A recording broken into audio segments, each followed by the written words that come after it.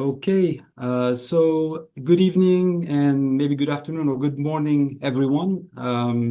Welcome again to one more webinar as part of our Innovation and Precision Eye Health webinar series. My name is Raymond Najjar, and I'm a visual neuroscientist and assistant professor in the Department of Ophthalmology at the National University of Singapore.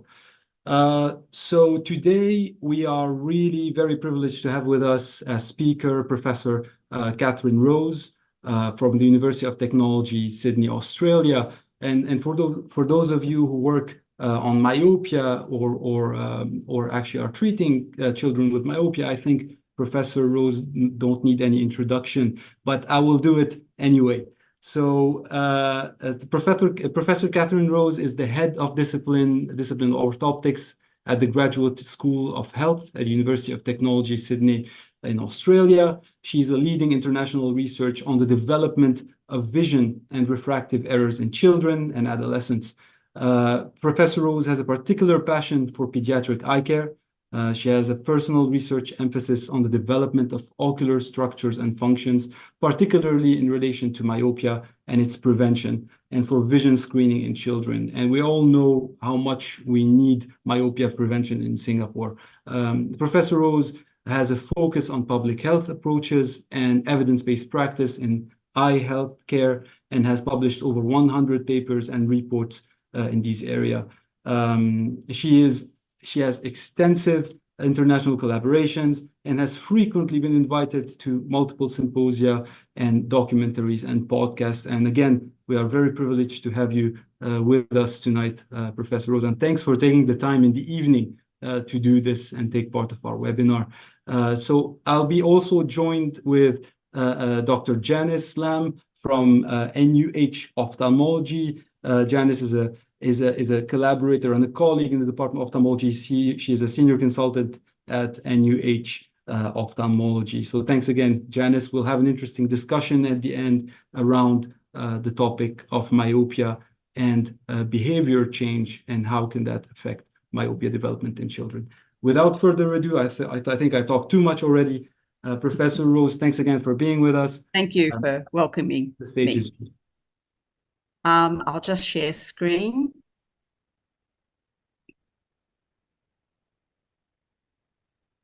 All right, I'm hoping everybody can see my full screen there. Perfect. Okay, so my topic of conversation tonight is prevention of myopia and do we need to change behaviour? And I think this is a topic that we're slowly and surely being dragged towards, sometimes kicking and screaming about how we might have to change behaviour. But I think it is actually still going to be one of the major tools that we're going to use to prevent the epidemic of myopia becoming more entrenched. I have no conflicts of interest to declare, and I'll start by saying, is it lifestyle and behaviour change that has caused the rise in myopia? And it's always worthwhile going back and reminding ourselves of what has led us to this point of understanding about behaviour change and its impact in myopia. And if we look back to some data on the rise of the myopia epidemic, we can actually see that somewhere in the 1970s, there started to be a change, and it was a substantial change across a number of countries in Asia. So Taiwan, Singapore, Hong Kong, less so China, but I'll come to that. So from the 1970s onwards, we saw an increase in myopia, particularly in Southeast Asia and East Asia. And we had to ask ourselves what had changed in that time to affect 15 to 20-year-olds. That's what this data represents. And if we look to Singapore, I think there are two things that we can take into consideration. And the first one is that in 1930s, Singapore had air conditioning introduced, but it became much more common in housing much later, which of course meant in a hot climate, somewhere nice to stay nice and cool. Additionally, in the 1960s, the education system in Singapore changed. And one of the key things that changed was it became academically streamed, and also a 6-day schooling week was introduced. I don't know if that still persists. I haven't asked that particular question, but it is something that potentially was creating a major change in the lifestyle of young children. So the myopia epidemic has continued to rise for a number of decades, and since the 1920s, in some location, myopia prevalence seems to have plateaued, and even in some cases, in particular Taiwan, actually started to slightly subside. But the COVID-19 lockdowns may have temporarily altered that trend, so we may continue to see the impact of that for some time. This story didn't actually quite start in Southeast Asia and Asia. It actually started with the Inuit in Barrow, Alaska.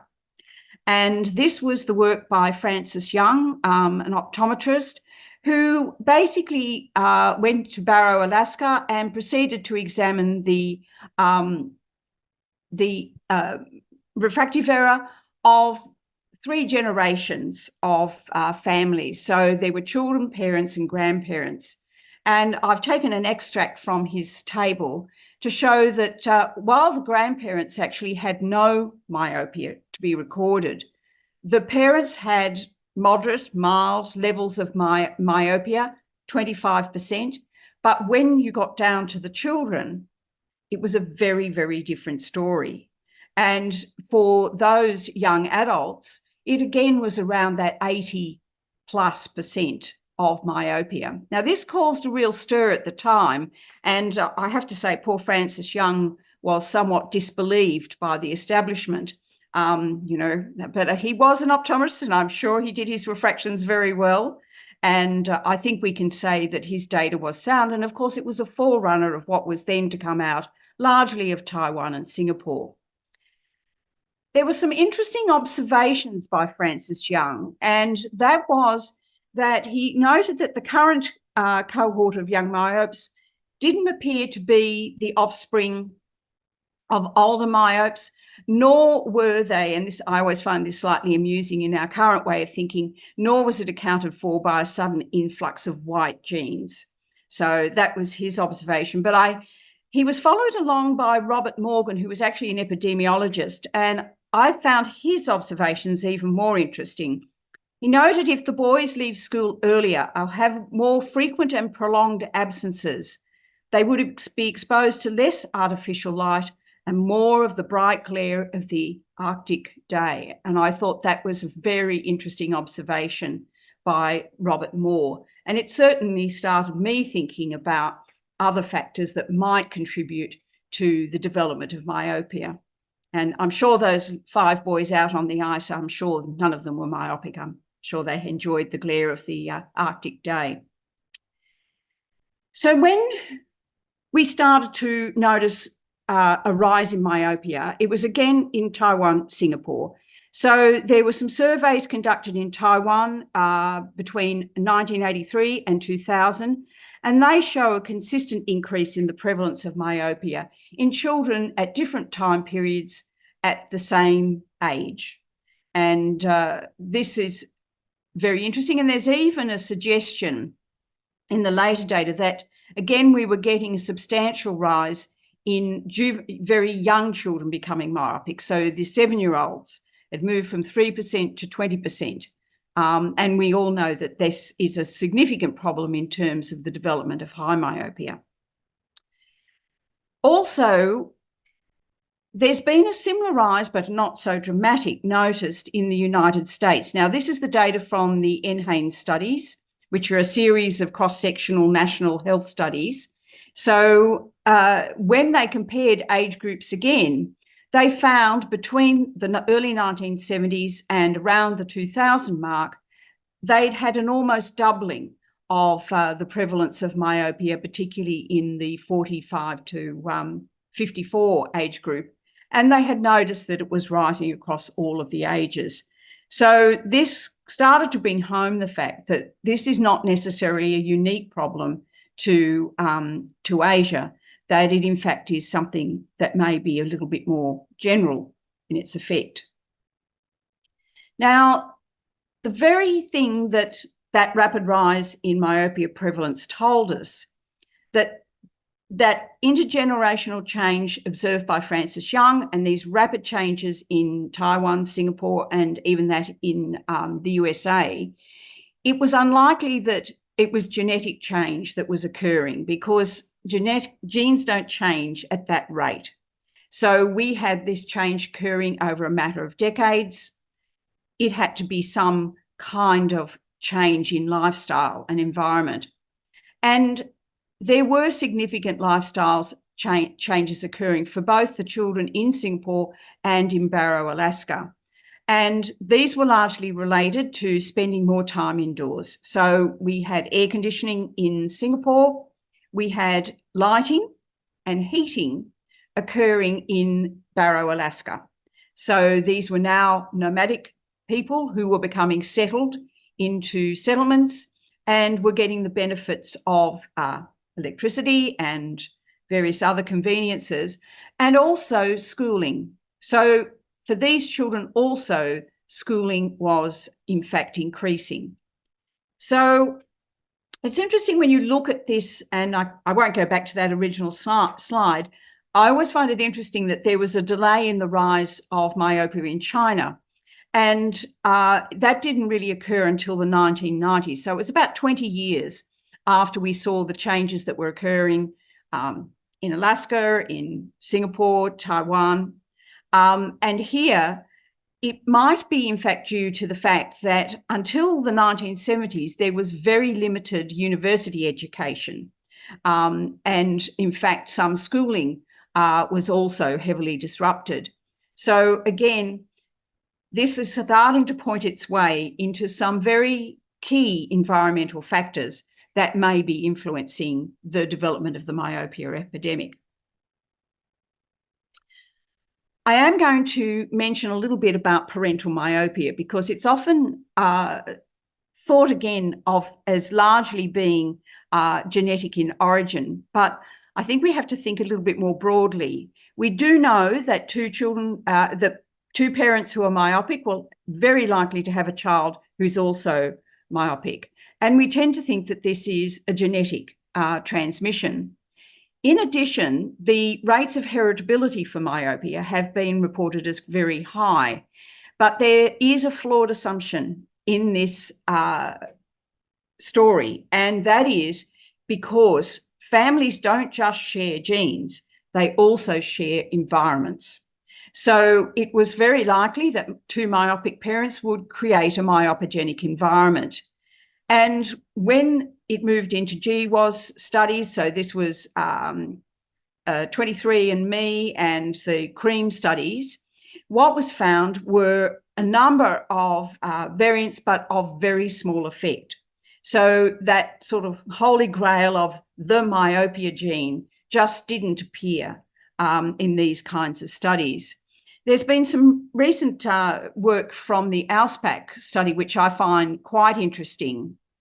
And this is this figure here, where a group with Jez Guggenheim have looked at 7-year-olds and 15-year-olds from the AUSPAC study, and looked at number of myopic parents and also the genetic risk score from GWAS analysis, and looked to see how much it predicted the development of myopia in these children.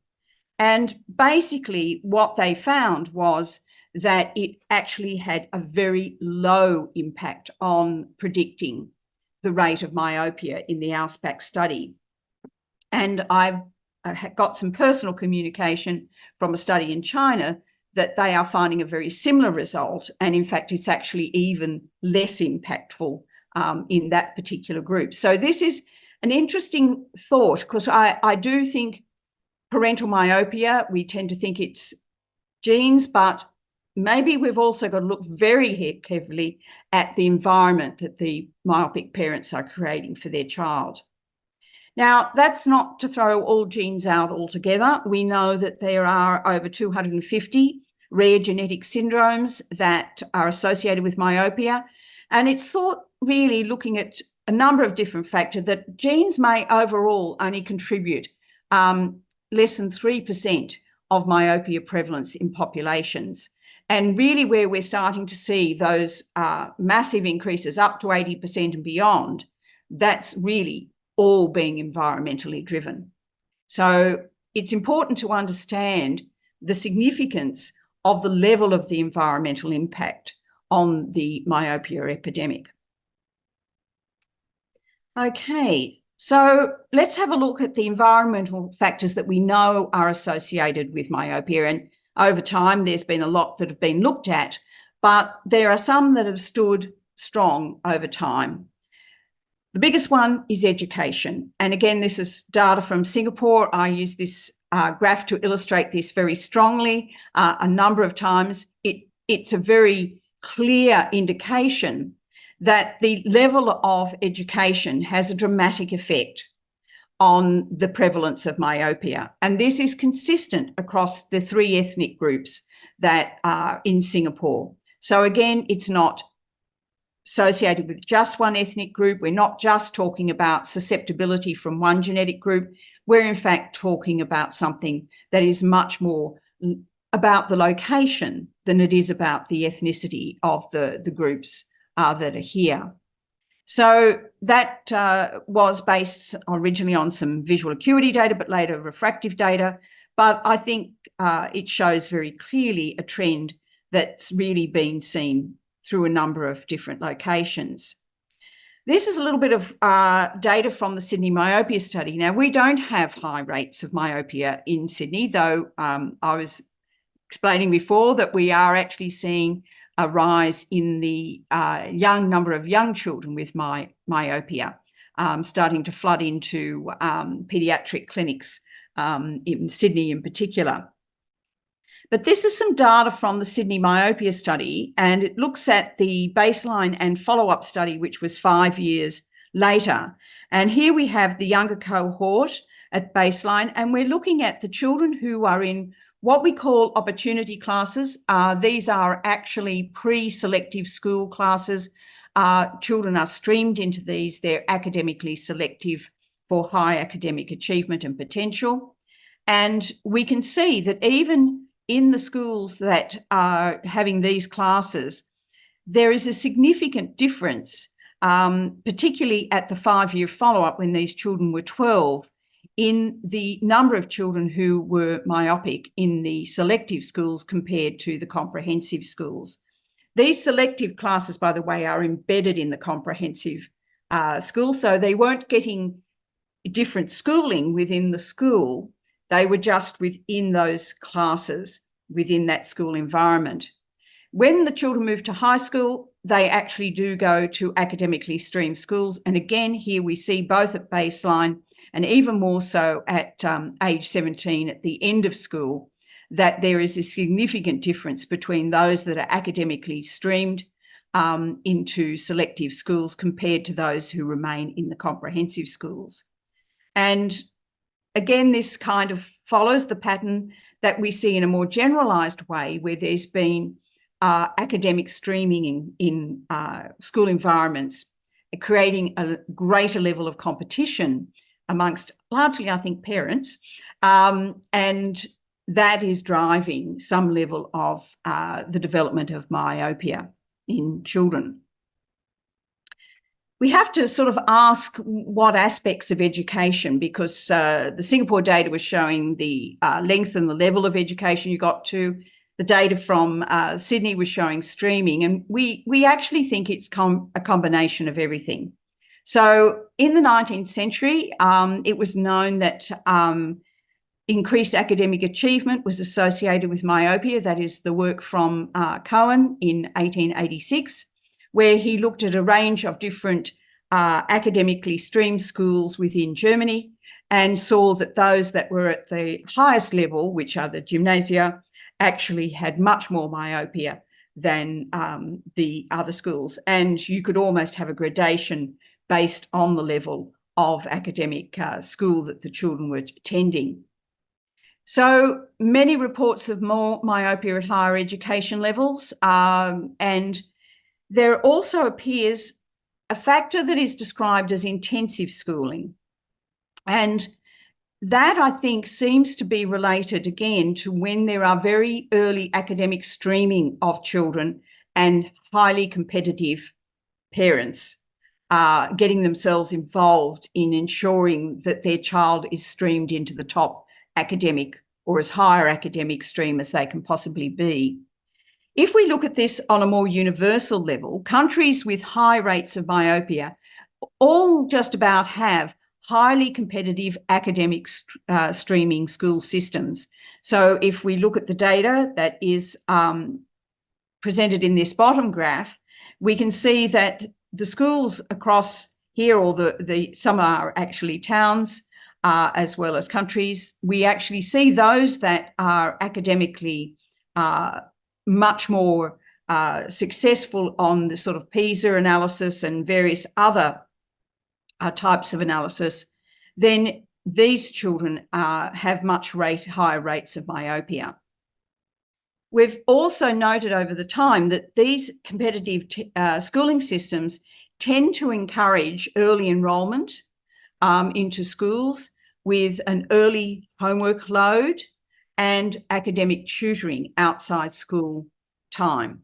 So these things are all contributing to the factor that is the education level and the duration of education and the intensity of education. But the actual mechanism behind the educational factor, which is remarkably consistent, is still quite unclear. The possibility, of course, is near work. And here we again have a very early prophecy that those who do much close work in their youth become myopic, from Kepler in 1611. So it's very likely that increased educational workload and intensity is associated with more near work. Odds ratio of myopia under a meta-analysis was found to increase by 2% for every additional diopter of near work performed. But again, I don't think that quite necessarily captures what is happening at the very early stages of education. But again, even the mechanism of near work is unclear, because we now know it's not associated with accommodation. And so people are speculating a number of different things about what it is about near work that might be actually contributing to the myopia epidemic. So we can say that higher educational attainment and more years in education will result in somebody performing more near work. Also, we have to remember that hours spent in study and also outside school classes could also restrict available outdoor time. Okay, and the other thing that we have to consider is that high recreational use of digital devices may add to this effect as another form of near work. Now, the story about digital devices is they're not a cause as such. We had a myopia epidemic in Singapore and Taiwan before the World Wide Web actually appeared on the horizon. In fact, it appeared on the horizon some 20, 25 years later than the first rises in myopia that were noted in these countries. And really, the use of tablets and smartphones and computers is a very much more recent phenomena. So it doesn't really say why we had things like 80% myopia in 18 to 20-year-olds back in the even 2000 era. And I know it's very hard. I was talking to a class actually only yesterday and explaining that when I did my PhD, there was no such thing as a tablet or a laptop. It was a very clunky computer that had a rate of speed that was diabolical, but we got there. So we have to accept that We don't need digital devices to create a myopia epidemic. However, I do think that we have to take this into consideration. Now, there have been quite a number of studies that have tried to look at the relationship between digital devices and myopia, and they haven't been very successful. Many are not using cycloplegic refraction, or they're using inadequate cycloplegia, which is going to confound their analysis. And they tend to gather the data by questionnaire, so it's unlikely to reveal a true association.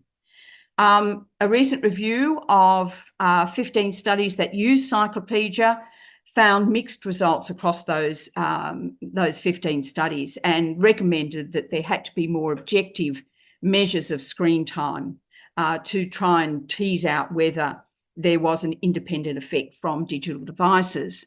There is a recent study that looked at a smartphone recorded data usage and coupled that with questionnaires, and found an association between myopia and smartphone data usage, but not with self-reported duration of usage.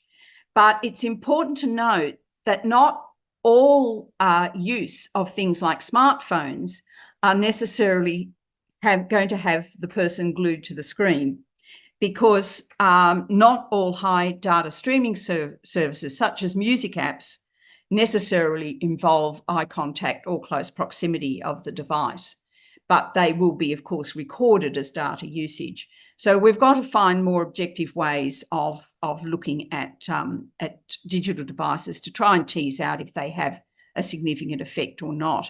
But they are certainly most likely a form of near work that may be additive to things like schooling and study and recreational reading. Okay, let's now have a look at some environmental factors that we know prevent myopia. And really, the one that stands out here is outdoor time. And I'm going to take you through very quickly the Sydney Myopia Study data, which I'm sure you've seen many times before.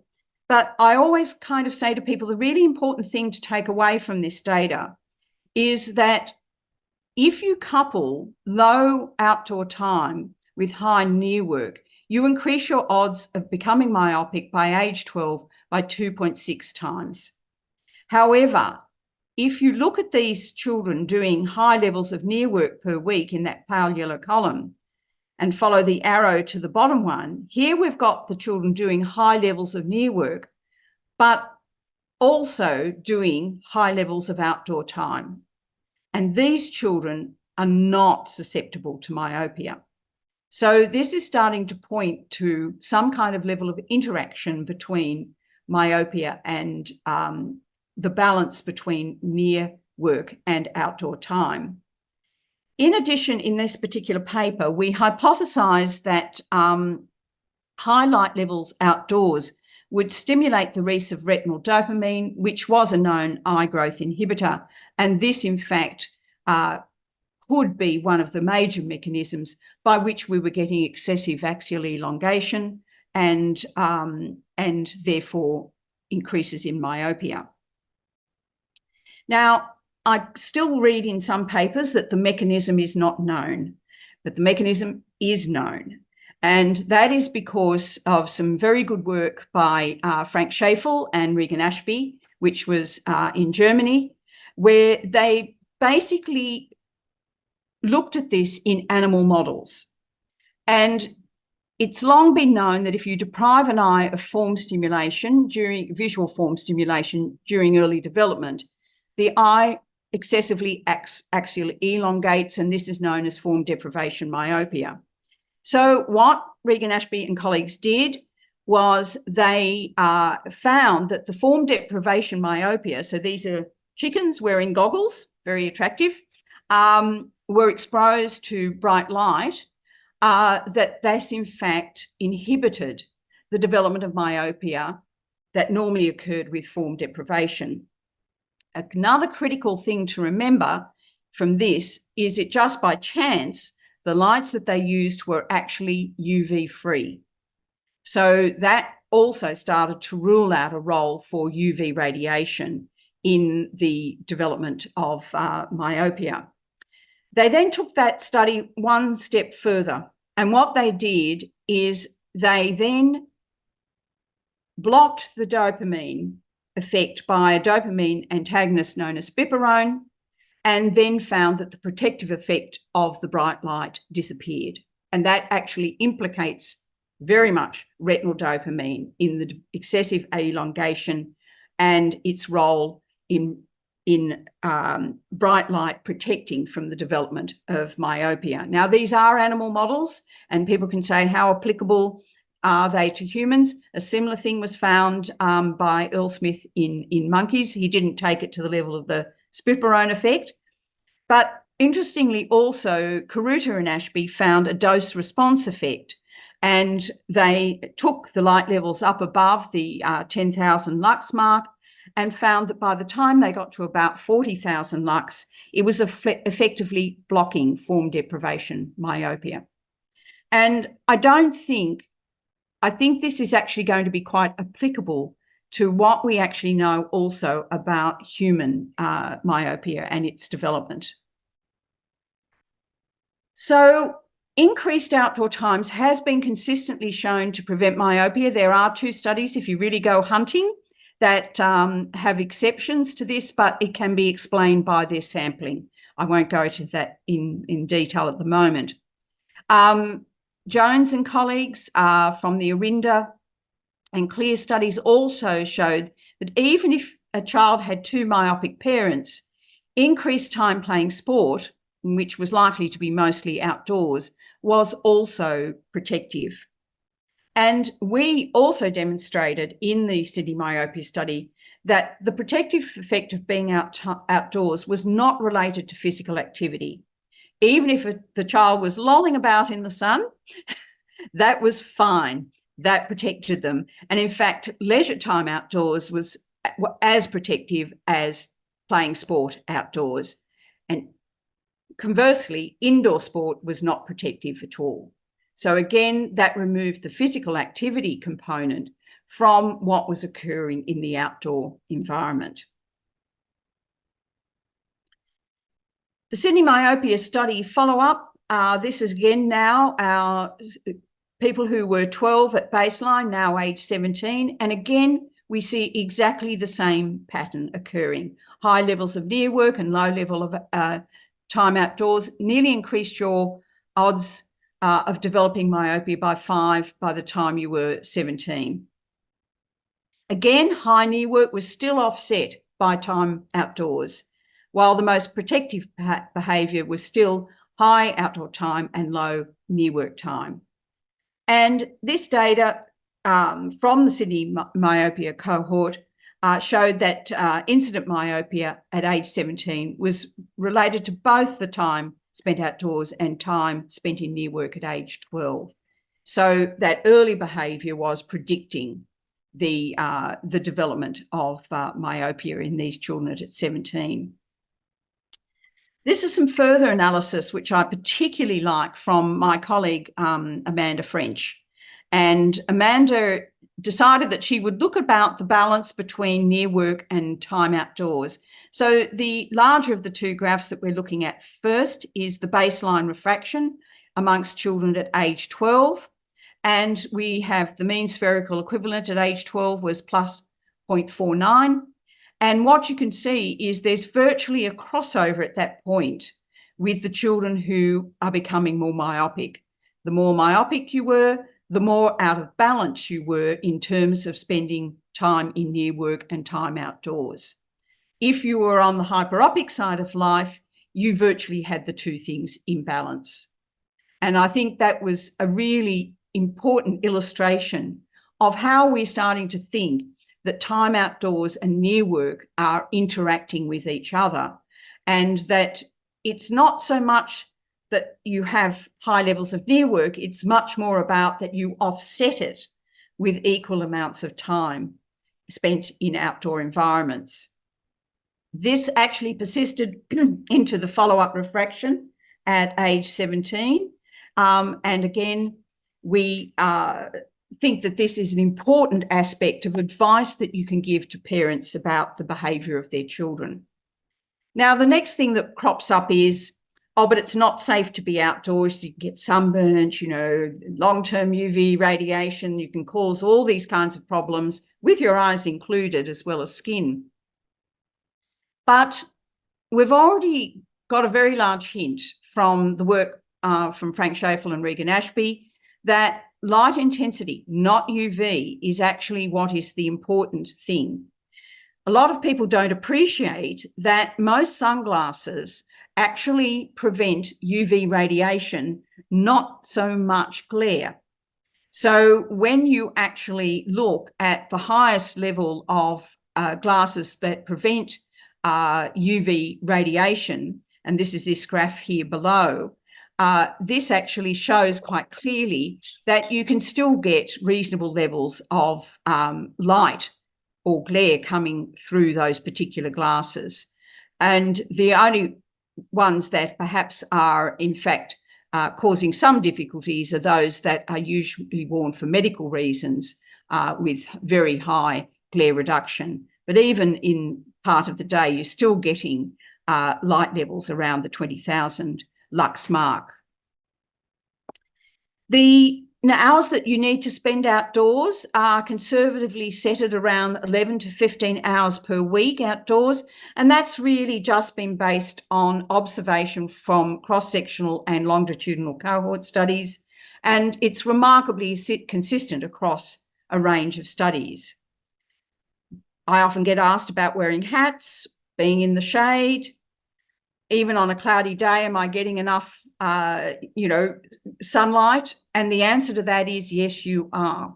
People don't often appreciate the huge difference between indoor light levels and outdoor light levels, even on a cloudy day, even standing under the shade of a tree. Maximum indoor light levels rarely go to 1,000 lux. They mostly sit around about 350,000 lux. Trust me, I and many of my students have walked around with light meters of making multiple observations of this.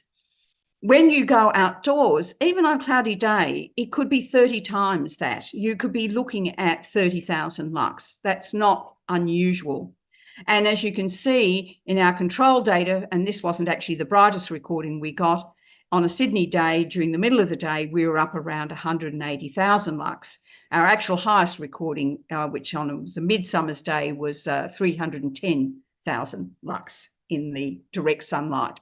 So again, I say to parents, we've stood under shade, doesn't matter, you're still getting high levels of outdoor light. It is actually quite remarkable, the difference in lighting between indoor and outdoor environments. If you've not walked around with the light meter, try it sometime. Now, there have been some intervention studies based around time outdoors. The first one is the GOAL study from Guangzhou, where there were 12 Guangzhou schools matched by visual acuity data, which they'd been collecting over a large period of time. So that was a surrogate for the level of myopia in the schools. And then they had random allocation to a control and intervention arm. They increased outdoor time by 40 minutes per school day. And they, over a 3-year period, they noticed a significant difference in mean spherical equivalent and in the incidence of myopia amongst the intervention and control schools. The change in axial length approached significance, but didn't quite get there. And there's some real issues around using axial length as a surrogate for for refractive error in young children.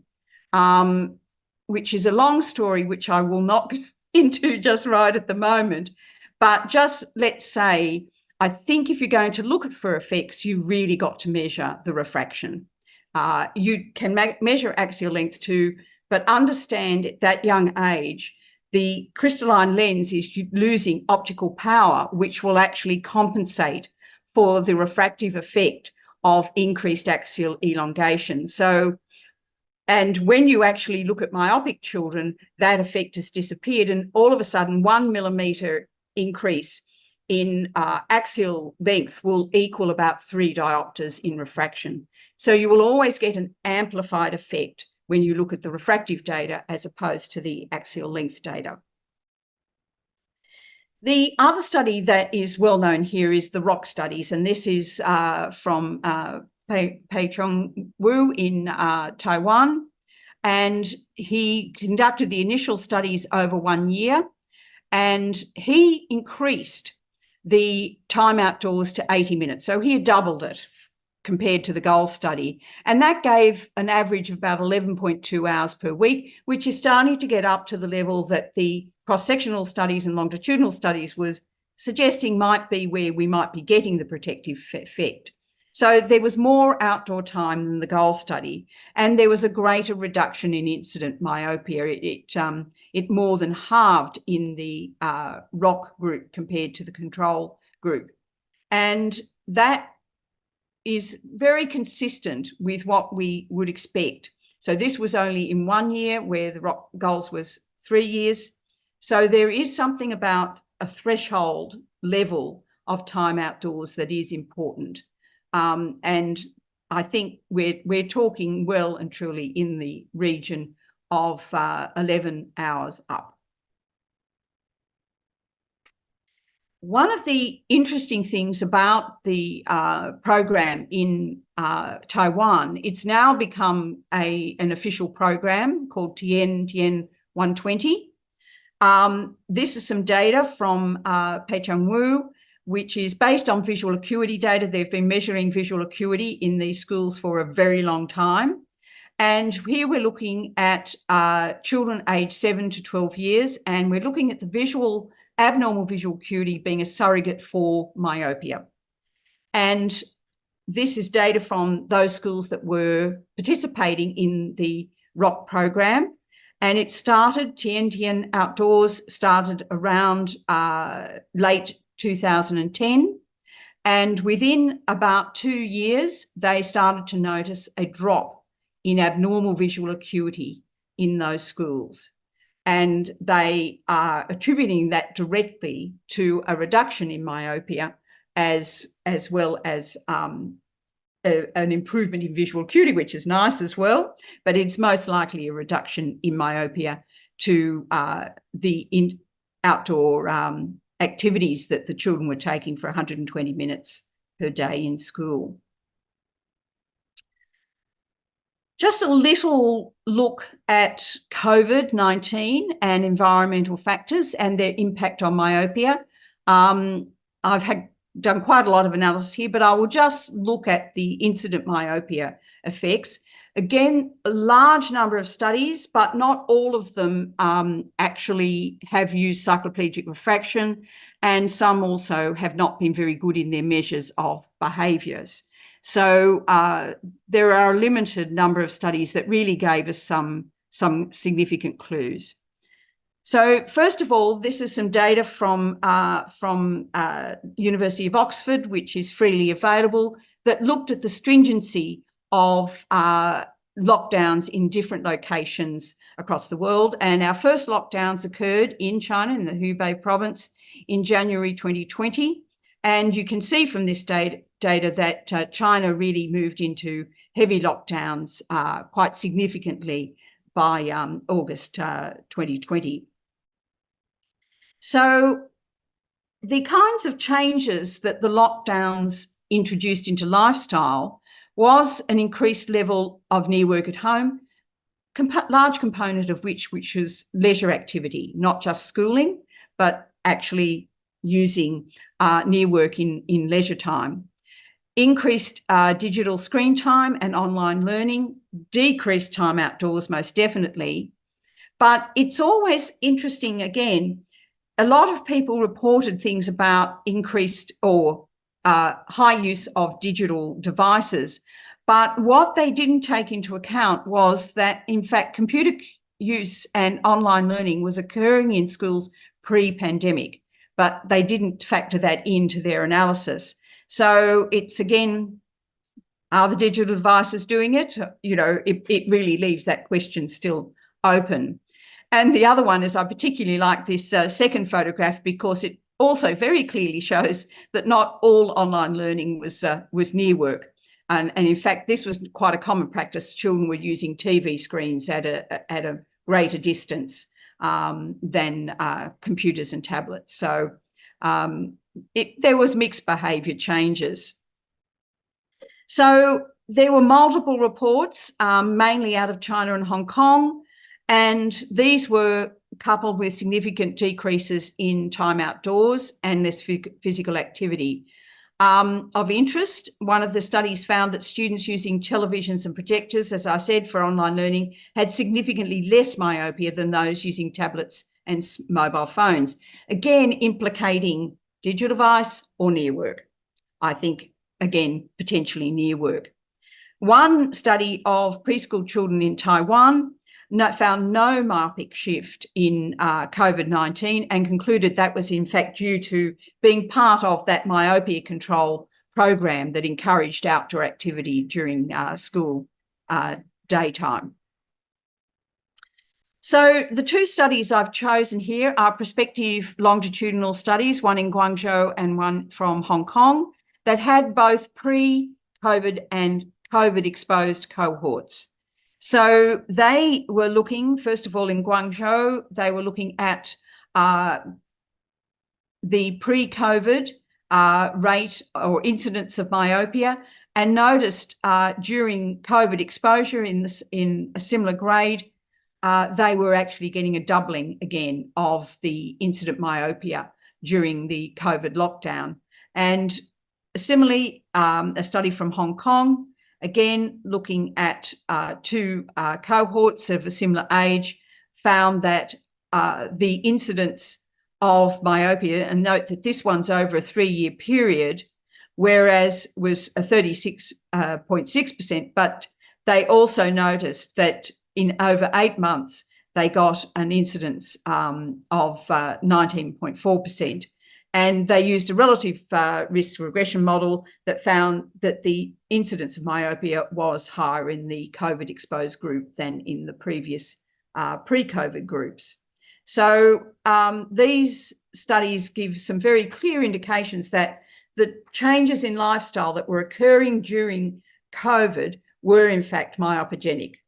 And we can probably reasonably confidently say that one of the major factors was less time outdoors and probably also greater exposure to near work. So we can say that time outdoors is protective for myopia. We can say that near work may be an independent risk factor for myopia, but that it's highly modulated by the amount of time spent outdoors, and really you have to have those in balance. The COVID-19 lockdowns demonstrated an extreme lack of time outdoors, and high near work had a negative impact on the development of myopia in children. But I still think that the role of digital devices is undetermined, and we have questions about whether they carry an inherent risk, or are they just another form of near work?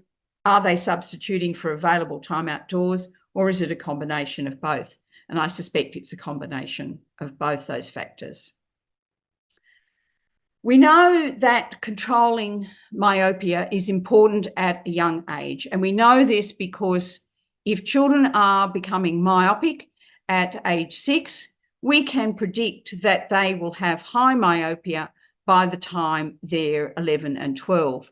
Whereas if you have an onset of myopia at age 12, you are likely to enter or maybe even avoid developing myopia at the -5 diopters as an adult. So that age of the onset is actually very important.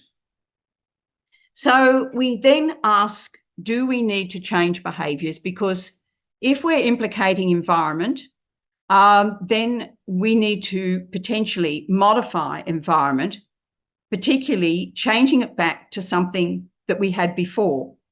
In other words, where children spent a lot more time outdoors and early academic streaming and intensive schooling was not the norm.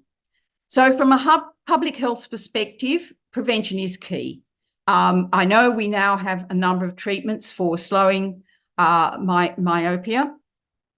progression, but I think we all have to adopt the mantra of preventing myopia, particularly in young children.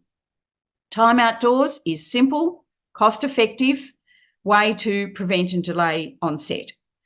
It's also likely to confer other health benefits, such as lowering obesity, reducing diabetes in populations. So we are talking about something that is not going to endanger their health. And if we know that the children can wear UV protection and not be in direct sunlight, then we're not really putting them at any kind of immediate risk by suggesting that time outdoors might be a healthy thing for them. We don't know the precise duration and frequency, but there's a consistent evidence that about 2 hours per week is actually important, and measures can be undertaken to lessen that UV radiation. And time spent in near work should be in balance with the time spent outdoors. So how do we change behaviour? Well, the most effective strategy has been outdoor programs through schools, including outdoor tasks in school curricula and providing scope for outdoor activities in recess times. And that's really what the Ministry of Education in Taiwan's Tien Tien 120 program does.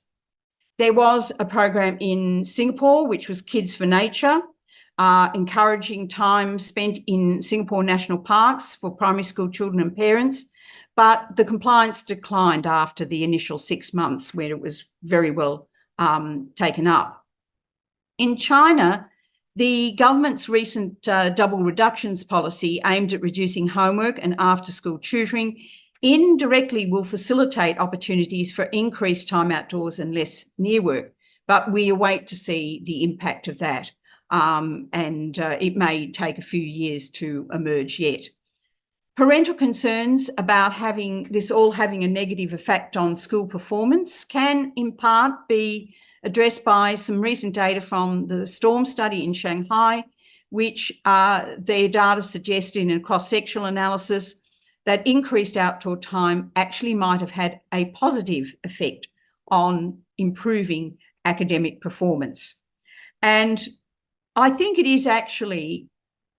that's a space to keep an eye on, because there's actually also quite a bit of data from educational data that also suggests things like creative play, which is often outdoors, also increases academic performance in children and their capacity to retain and pay attention for longer periods of time. So the role of us as eye care professionals is to advocate both with parents, but perhaps more importantly with governments and ministries of education, that changes in emphasis of schooling system to achieve a better balance between study and outdoor time will be important for all of our children's eye health. And we don't think that this is necessarily going to have some hugely detrimental effect on educational outcomes. And in fact, what it might do, in fact, is in the long run, make things better for children moving through the schooling systems. I think in Australia, preschool, kindergarten is still very much about social development, not so much about educational development, despite pressure from some parents. And I think this has saved, in part, Sydney, Australia and wider Australia from myopia epidemic, along with our environment that allows good time spent outdoors, and also our emphasis on sporting prowess. We're very fond of that. So that's regarded as a very important part of social development for young children. So these are factors that I think are protecting us, but for how long, as there are increasing pressures from parents about the success of their children within the academic environment. Okay, I'm open to questions. I think this is the largest attendance we've had in terms of participants. We're around 522 now. So thanks again. And I would like to invite our panelists, Dr. Janice Lam and Dr. Soon Chen Singh from NUH Ophthalmology to join for this discussion. We already have 19 questions, so I apologize already to some of the participants that we may not be able to take all of them, but we will be able to take at least a few and address those. Can you bear with me for 2 seconds? I think my computer's about to run out of power. Sure. Bear with me. Sure, no problem. I guess we can maybe answer a couple of questions. Maybe Janice Tien Tien, I think this is a question directly for you. Which age is more prone to myopia? I think we can spare Prof. Rose this question. Which age is more prone to myopia? That's from the participants. Vincent, do you want to take that? Yes, please, Janice. Yeah. So the range actually coincides with growth of the child. So the myopia progression that we see in Singapore progressed the most from between about, say, 6 years old to about 12 years old. Beyond 12, there's still some progression, but usually it's not as quick as those. Okay. Yeah. Excellent. Thanks, Tien Tien. I think we'll get back to Prof. Rose. I just have a quick question also from the audience, also from me. We talk about time outdoors and myopia prevention. What about in children who already have myopia? Is there a proof or is there a benefit from going outdoors? Yeah. This is a constant question to which we don't have the exact answer. I didn't include this data. We have never seen why there would be a biological interruption to a biological process as soon as you tipped over minus 0.5 diopters. So it was kind of an interesting fact that when we looked at most sort of longitudinal and cross-sectional studies, we either found that the myopic children were already doing what I would describe as sub-threshold behaviours. So they already were not performing at a level in outdoor time that would actually give them any protection. So then we looked to the intervention studies, but again, that was difficult because we, again, didn't, except for the Tien 120 study, actually get sufficient levels of protection. And Pei-Chung Wu has reported that there is a reduction in myopia progression with that level of outdoor time. I'm sorry, my internet is going a bit slow and I'm sort of falling behind my speech, but I'll keep going. The key information that it does play a role in myopia progression are two things. There are consistent reports of seasonal variations in myopia progression amongst myopic children. And these come from a range of different locations and a range of different studies, some in China, some in the US, where it's known that during summertime, there is a much slower rate of myopia progression than seen in the winter months. So that's the first thing. The second thing that actually also was very interesting, there is one report from the dim spectacles where they found that the protective effect from the dim spectacles almost disappeared during COVID. And that, again, would implicate that the dim spectacles were actually being supplemented by some level of time outdoors. And I think that's probably an area where we can continue to look. So if you are treating children who are already myopic, I would not leave outdoor time out of the mix that you're giving them for controlling their myopia. Excellent. Janice, any questions from your side, please? Oh, great. So I think, Prof. Rose, that excellent talk. It's been so informative. I really thank you. I've been a fan of your work, and I think Tien Tien will say the same. So I think there was this common question within the Q&A segment that talked about what are your thoughts about, doing near work outdoors or reading outdoors? How does that impact myopia incidence and myopia progression? What are your thoughts on that? Well, number one, if it's a digital device, it's actually very difficult to use a digital device in full sunlight. So reading a book is even also quite difficult, particularly in our very bright sunny days, very difficult. If the sunlight's not too bad, then they can actually read quite easily.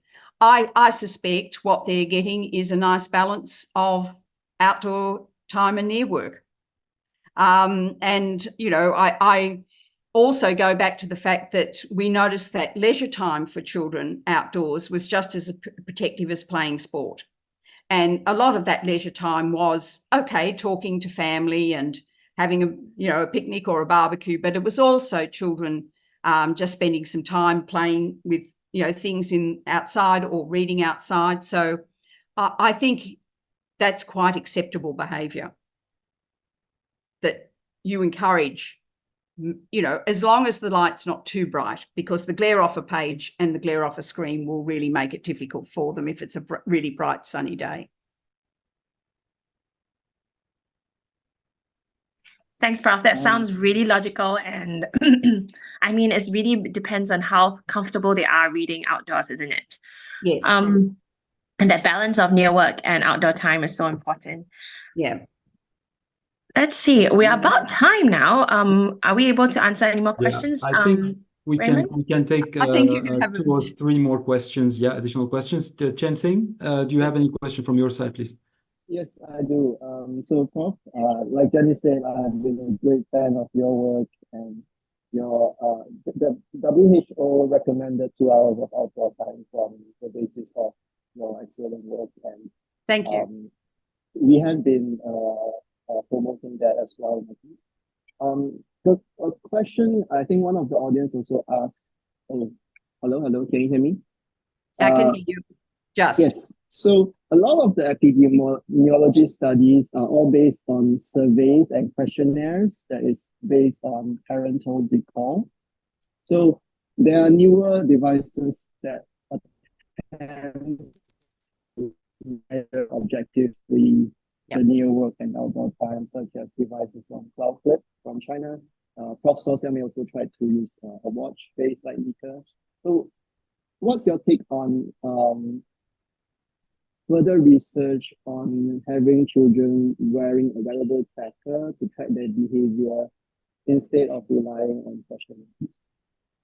So I'm sorry, I lost you a little bit at the end there, but I think what you're asking is about the current devices that are there to measure light objectively, and the Cloudclip, which measures both light and also reading distance. And I think there's another device that's quite new that is doing something very similar, also out of China. I think they're an excellent way to objectively measure.